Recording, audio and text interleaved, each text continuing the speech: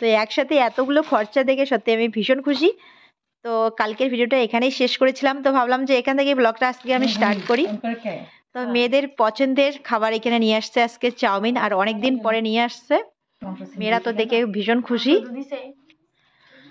তো মঙ্গলবার রাত্রিবেলা থেকেই ভিডিওটা আজকে শুরু করলাম। তো সঙ্গে থেকো বন্ধুরা, পুরো ভিডিওটা স্কিপ না করে, আশা করি ভালো লাগবে। আর ভালো লাগলে অবশ্যই একটা লাইক করতে ভুলো না, একটা লাইক করে দিও। আর আমাদের চ্যানেলে যদি কেউ নতুন এসে থাকো, আমাদের ভিডিও ভালো লেগে থাকলে অবশ্যই চ্যানেলটিকে সাবস্ক্রাইব করে দিয়ে পাশে থাকা বেল ঘন্টিটিও অল করে দিও, যাতে প্রত্যেকটি ভিডিওর নোটিফিকেশন তোমাদের কাছে চলে যায়। আর যারা অলরেডি সাবস্ক্রাইব করে দিয়ে আমাদের পাশে আছো, আমাদেরকে সাপোর্ট করছো, প্রত্যেকটা দিনেই এত এত ভালোবাসা দিচ্ছ, তো সত্যি তোমাদের সবাইকে জানাই অসংখ্য ধন্যবাদ। তো তোমরা এভাবেই ভালোবাসা দিয়ে আমাদের পাশে থেকো। তো চলো দেখতে থাকো। আমরা এখন তাড়াতাড়ি চাউমিনগুলো খেয়ে নেবো, ঠান্ডা হয়ে গেলে ভালো লাগবে না। আবার রান্না বান্না করতে হবে। ইয়ের বাবা আসছে, ওর জন্য রুটি বানাবো আর মাছের ঝোল করব, মাছ নিয়ে আসছে। তো এখন আমি এই যে বাজার খরচাগুলো ব্যাগের মধ্যে তুলে তুলে রাখলাম, পরে আমি জায়গা মতো রেখে দেবো। হিয়ার বাবাকে ডাক দিলাম যে চলে আসো, সবাই মিলে একসাথে বসে খাবো। তো আমাদের এই ক্যামেরাম্যান হয়েছে হিয়া, তো ওকে খাইয়ে দিতে হবে যতক্ষণ ভিডিও করছে। তো হিয়ার বাবাকে এদিকে দিয়ে দিলাম, আর ও দেখো কি খুশি। ও চাউমিন খেতে ভীষণ ভালোবাসে, মানে আমরা প্রত্যেকটা মানুষই চাউমিন খেতে ভালোবাসি, তার থেকে কম আর বেশি। তো মেয়েরা বেশি ভালোবাসে আর কি। তখন এই যে জোর করে আমাকে খাইয়ে দিচ্ছে, আমি ওকে খেতে বললাম। আর আজকের চাউমিনটা সত্যি টেস্ট হয়েছিল, দেখতে একটু ফ্যাকসা ফ্যাকসা লাগছিল কালারটা, কিন্তু খেতে দারুণ হয়েছিল।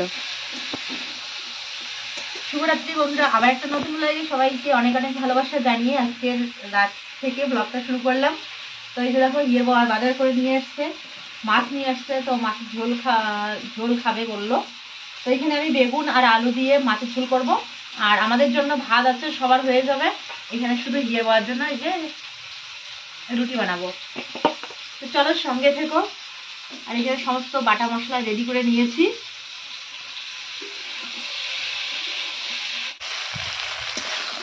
তো এই যে ইয়ে বাবা অনেকদিন পর সবজি কেটে দিল, খুব মিস করছিলাম এতদিন ধরে। আমি রান্না বসিয়ে দিলে ও মানে কাজ না থাকলে সবজি কেটে দেয়। তো আজকে এই যে আমি এদিকে মাছ ভাজা করলাম, আর ও সবজি কেটে রেডি করে দিল আমাকে।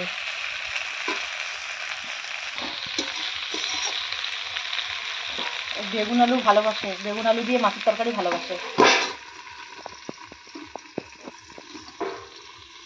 আর মাছগুলো এই যে সুন্দর করে ভেজে নিয়েছি।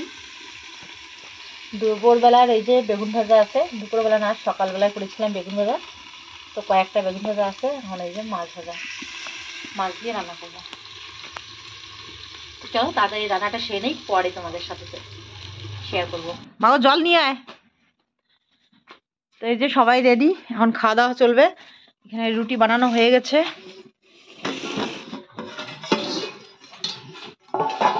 এখানে এই যে মাছের ঝোল। কেন দেখো ভাজা খাবে। তো বন্ধুরা সবার জন্য ভাত রেডি করছি এদিকে, আর অন্ধকার অন্ধকার লাগছে, সেজন্য আর খাওয়া দাওয়াটা তোমাদের সাথে শেয়ার করলাম না। তো চলো ফিরে আসছি আবার কালকে সকালবেলায়, মানে বুধবার সকালবেলায় তোমাদের সামনে।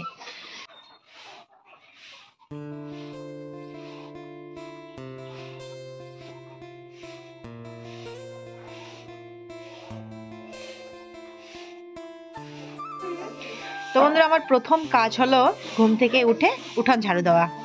যেদিন একটু রাস্তার দিকে ঘুরতে যাই তো যাই, তারপরে সে উঠান ঝাড়ু দেই। আর রাস্তার ওদিকে ঘুরতে না গেলে ঘুম থেকে উঠেই সোজা ঝাড়ুটা হাতে নিয়ে ঝাড়ু দেওয়া শুরু করে দিই। আর ঘরটা একটু পরেই ঝাড়ু দেই। তো মা আবার ঘুম থেকে উঠে গরু বের করে নিয়েছে, এদিকে ঘর ঝাড়ু দিচ্ছে। আর আমি উঠানটা এই যে তাড়াতাড়ি করে ঝাড়ু দিয়ে নিলাম। তো উঠানটা তো তাড়াতাড়ি হয়ে যায়, এখন বাইরের দিকটাই সময় লাগে বেশি। তো বিকেলবেলায় এই যে শেষ বেলায় আর কি ঝাড়ু দিয়েছিল বলে আজকে কিন্তু বাইরের দিকটা একটু পাতা কম, না হলে একদম পাতা ভর্তি হয়ে থাকে। আর কিছু কথা তোমাদের সাথে শেয়ার করার ছিল, কালকের ভিডিওতে আমি বলতে চাইছিলাম, কিন্তু কালকের ভিডিওতে আর বলাই হয়নি। তো চলো আজকে আমি বলবো। তো হিয়ের বাবা দেখো এদিকে যে রেডি হচ্ছে, ও সকাল সকাল চলে যাবে। বড় মেয়ে এখানে চা বানাচ্ছে, আর ছোট ওই যে ব্রাশ করছে। তো বড় মেয়ের চা হয়ে গেছে, ওর বাবাকে ডাকছিল অনেকক্ষণ ধরে। ওর বাবা একটু ওই যে রেডি হচ্ছিল, এদিকে না চা কি হয়ে গেছে, একদম 1 কাপ চা হাফ কাপ হয়ে গেছে। এখন আবার একটু দুধ দিয়ে ভালো করে বানাচ্ছে।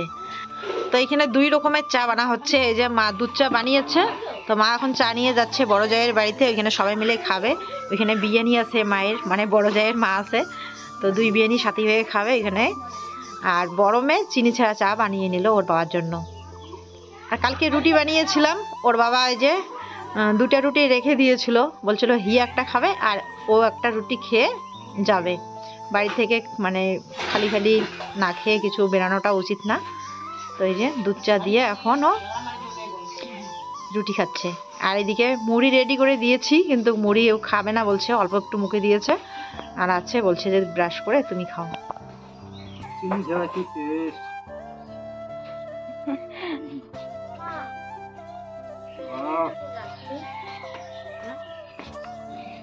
গুড মর্নিং বন্ধুরা, তোমরা সবাই কেমন আছো? আশা করি ভালো আছো। তোমাদের আশীর্বাদ ভালোবাসা আমরাও ভালো আছি। আমি বেশি ভালো আছি। আমি এখন কাজ করতেছি, এখন চলে যাব কাজে। সকালে উঠে চাটা খেয়ে নিচ্ছি, খেয়ে দিয়ে চলে যাব।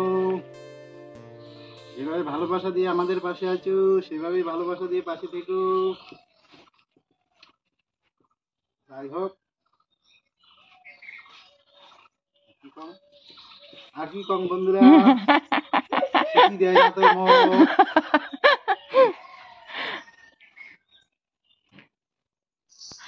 তো এও কিন্তু এরকমই কথা বলতে বলতে এই যে এইভাবে একটু করে আর কি মজা করে। আর এদিকে এই যে বড় মেয়ে এখন ওদের জন্য এখানে আলাদাভাবে মুড়ি মাখাচ্ছে। ওর বাবা চানাচুর নিয়ে এসেছিল কালকে রাত্রেবেলায়, চানাচুর, মুড়ি, এখানে পেঁয়াজ, ধনেপাতা সমস্ত কিছু কেটে রেডি করে নিচ্ছে। আর আমি এখনো ব্রাশ করিনি, তো সেজন্য আমাকে বলছে তাড়াতাড়ি ব্রাশ করে মুখ ধুয়ে আসো। রান্নাঘরের যে দেওয়ালটা হয়েছে হয়েছে আমার দারুণ লাগছে, দারুণ রান্নাঘরের বেড়াটা। আমার সময় নাই, গেলাম, দেরি হয়ে গেল। টাটা।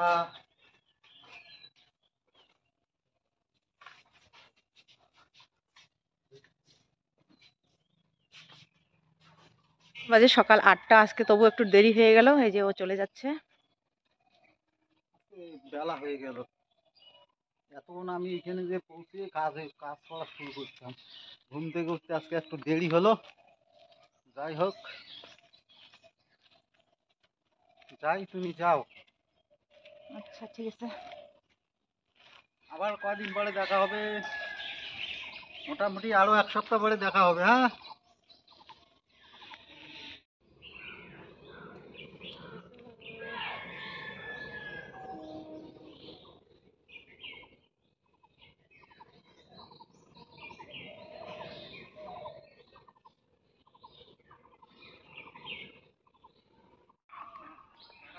তো চলো, বাড়িতে সবাই চা খাচ্ছে, আমার জন্য রেডি করে রেখেছে, আমি এখনো খাইনি। জল খেয়েছিলাম সকালবেলা।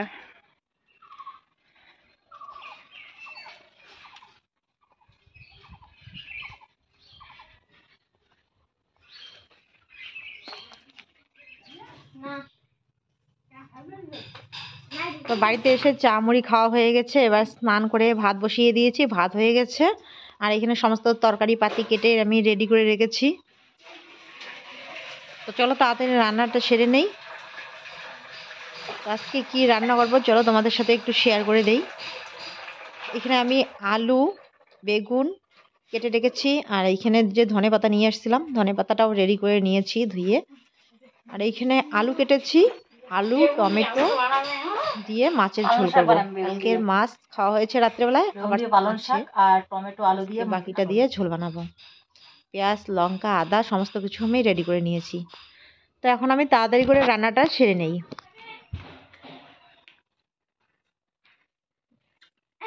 আহ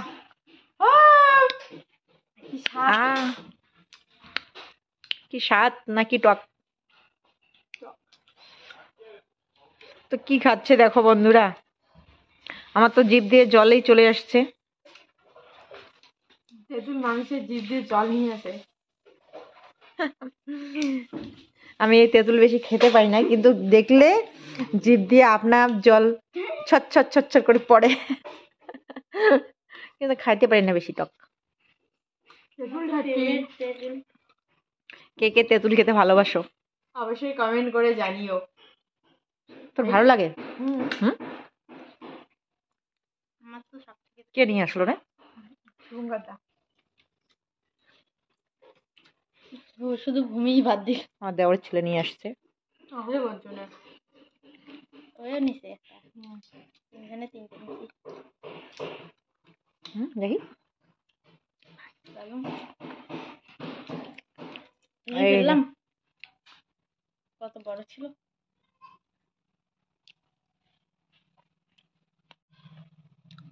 তেঁতুল আবার কুল, বেশি টক খাস না, ক্ষতি করবে। দাও আমারটা।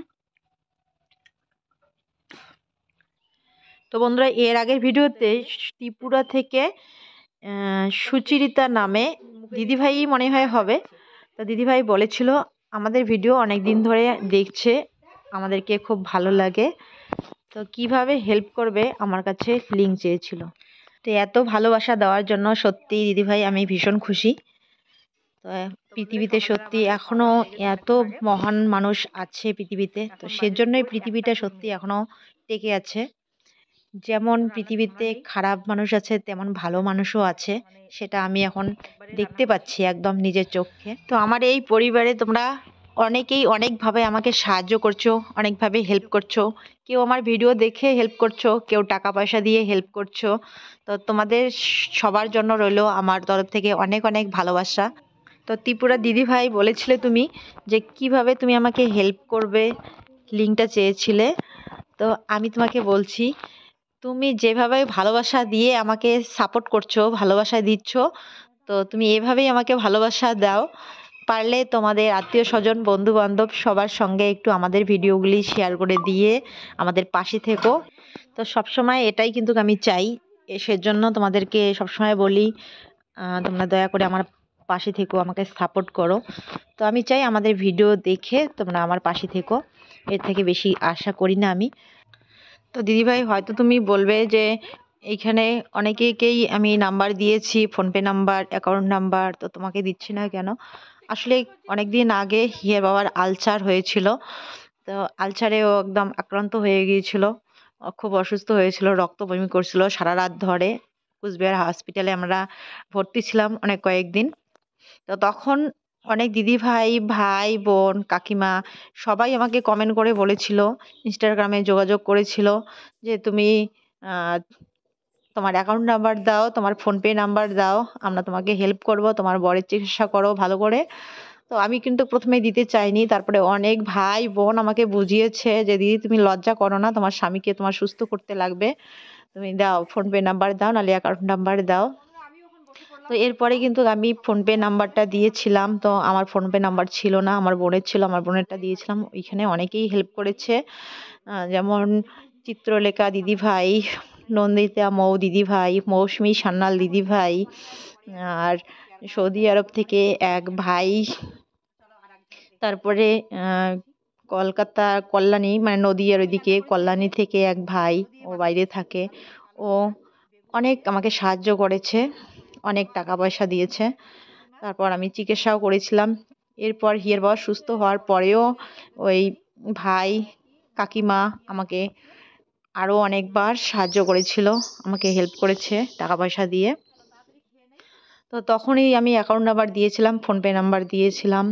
তো সেই থেকেই আমার আমেরিকার কাকিমা আমার সব সময় পাশে আছে, এখনও আমাকে টাকা পাঠায়, আগেও পাঠিয়েছে, এখনও পাঠায়। আর এই যে বর্ষা গেল, তো বর্ষার সময় আমাদের টিনের ঘরটার অবস্থা খুবই খারাপ হয়েছিল। যারা আমার প্রতিদিনই ব্লগ দেখো অনেক দিন ধরে, তো অবশ্যই জানো কীরকম ভাঙাচুরো টিনের ঘরটা ছিল। ঘরের মধ্যে জল পড়ে, বিছানা বাটি সমস্ত কিছু ভিজে যায়, জামা কাপড়। আর আমাদের লাইফস্টাইলে যেহেতু আমরা ব্লগ করি, তো আমাদের যেভাবে দিন কাটছে সেটাই আমি তোমাদের সাথে তুলে ধরি, সেটাই শেয়ার করি। এটাই হয়েছে আমাদের ভিডিও, আমাদের ব্লগ। তো এছাড়া তো আমরা অন্য কিছু শেয়ার করতে পারি না, আমাদের লাইফস্টাইলটাই আমি তোমাদের সাথে শেয়ার করি। তো অনেক কষ্টে আমাদের দিন যাচ্ছিল। তো হঠাৎ করে একদিন ইনস্টাগ্রামে ভিডিওতে লন্ডন থেকে এই দিদিভাইয়ের কমেন্ট আসছিল, তারপর আমার সাথে যোগাযোগ করতে চাইছিল। তো দিদিভাইয়ের সাথে যোগাযোগ হয়েছে, দিদিভাই বলছিল আমাকে হেল্প করবে। আমি বলছিলাম যে দিদিভাই লাগবে না, দিদিভাই ঘরটা ঠিক করার জন্য আমার জন্য টাকা পাঠিয়ে বলছিল। তো আমি বলছিলাম লাগবে না, আমি আস্তে আস্তে ঠিক করব, তোমরা শুধু আমাকে আশীর্বাদ করো। তো দিদিভাই তবু জোর করছিল, বলছিল যে দীপালি আমি তোমার নিজের দিদির মতো, তুমি আমাকে অ্যাকাউন্ট নাম্বারটা দাও, তোমার একটা ভালো ঘর হলে মেয়েরা একটু ভালোভাবে থাকতে পারবে, মেয়েরা খুশি হবে, অনেক কষ্ট করছো তোমরা। তো এরপর আমি অ্যাকাউন্ট নাম্বারটা দিয়েছিলাম। তো এখন দিদিভাইয়ের ভালোবাসায় আশীর্বাদে আমার ঘরটা এখন খুব সুন্দর হয়েছে। এখন আর অনেক বড় একটা কষ্ট আমাদের দূর হয়েছে।